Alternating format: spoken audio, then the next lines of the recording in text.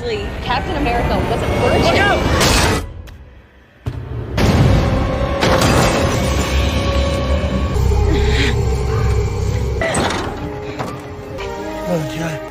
Inhibitor.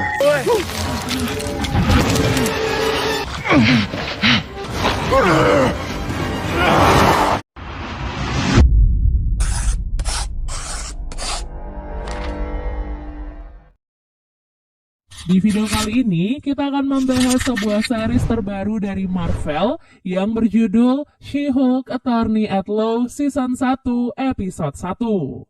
Episode perdana series ini tayang hari Kamis 18 Agustus kemarin dan akan ditayangkan satu episode per minggunya setiap hari Kamis.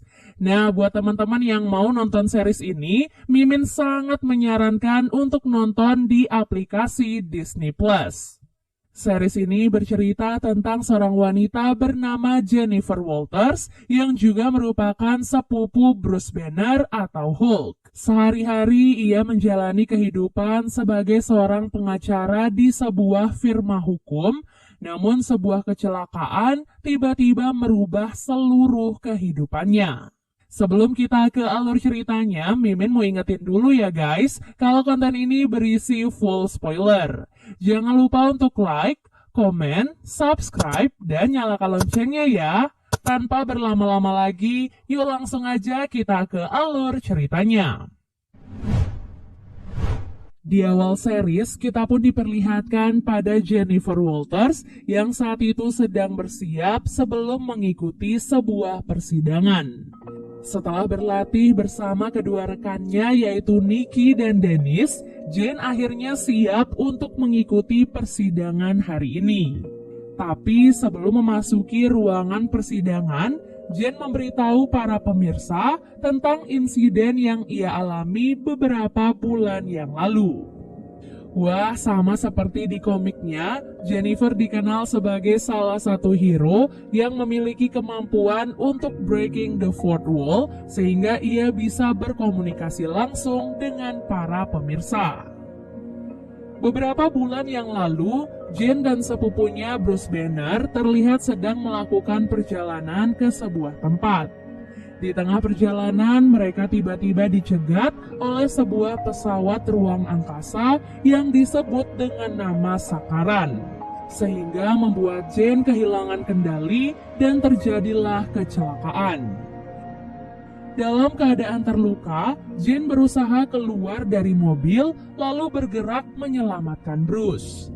Saat itu, Bruce terus meminta Jen untuk menjauhinya karena ia juga sedang terluka. Sayangnya semua itu sudah terlambat karena darah Bruce akhirnya menetes dan mengontaminasi luka di tangan Jen.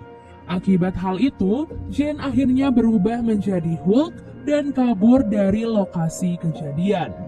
Saat malam tiba, Jen terbangun dalam keadaan tubuh normalnya, namun masih ada bekas luka di beberapa bagian tubuhnya.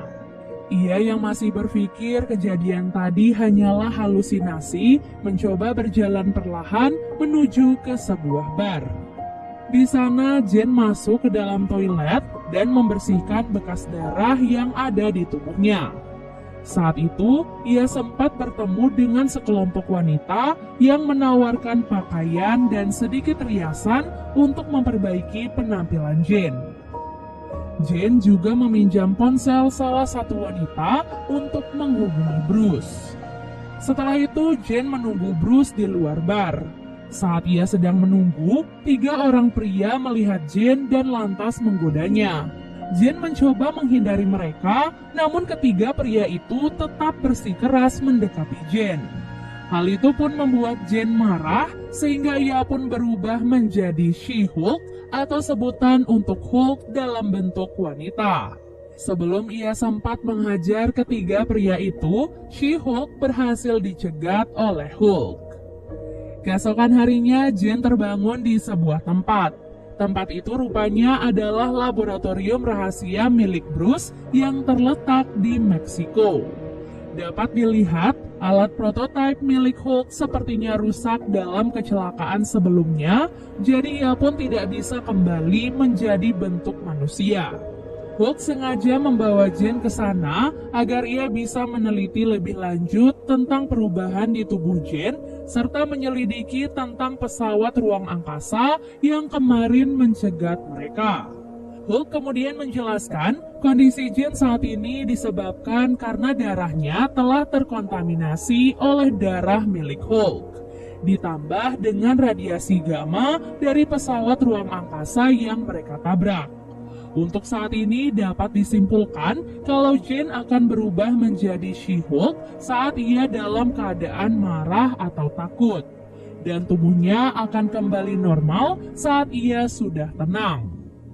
Oleh sebab itulah, Hulk menyarankan agar Jane menetap di sana untuk sementara waktu sembari melatih untuk mengontrol kekuatannya.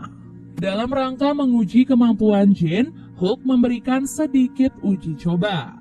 Jane diminta untuk mengontrol amarah dan rasa takutnya dalam sebuah ruangan khusus yang dibuat oleh Hulk.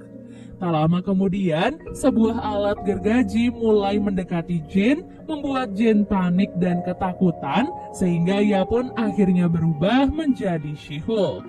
Karena belum bisa mengontrol emosinya, Jane pun marah dan merusak ruangan uji coba tersebut. Ia pun lantas keluar menghampiri Bruce sambil marah-marah. Namun hal itu membuat Bruce heran karena Jane bisa dengan cepat beradaptasi dengan tubuh She-Hulk. Ia sepertinya tidak memiliki alter ego atau semacam jiwa yang berbeda dari jiwa normalnya. Berbeda dengan Jane, Bruce mengaku memerlukan waktu lebih dari 10 tahun untuk bisa beradaptasi dengan tubuh Hulk-nya.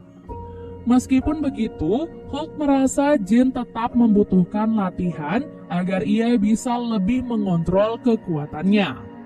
Keesokan harinya, Hulk menguji respon di tubuh Jane dengan cara mengagetkannya saat ia tidur.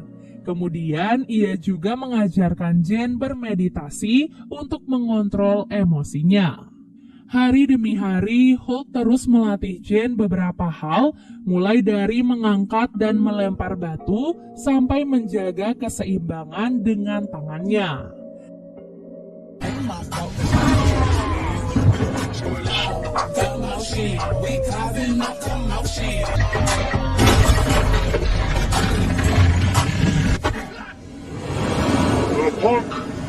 Tak disangka, semua latihan itu membuat Jane berkembang dengan sangat pesat, bahkan dalam beberapa hal ia bisa lebih unggul dari Hulk.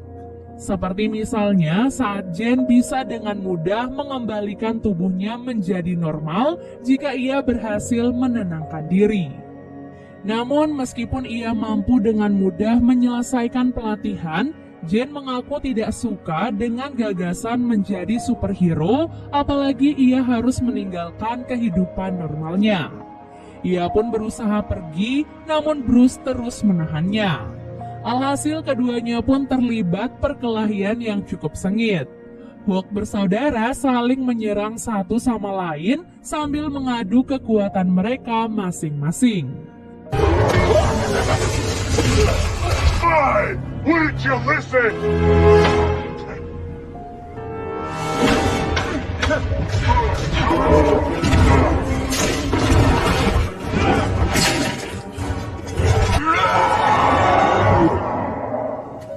Akibat perkelahian itu, bar yang dibangun dengan susah payah oleh Bruce akhirnya hancur begitu saja.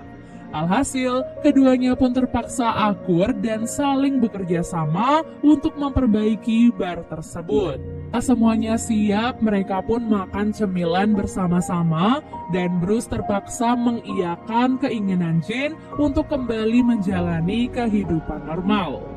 Kembali ke masa sekarang, saat giliran Jane akan memberikan pembelaan terakhir, seorang penjahat wanita bernama Titania tiba-tiba datang menghancurkan ruangan persidangan.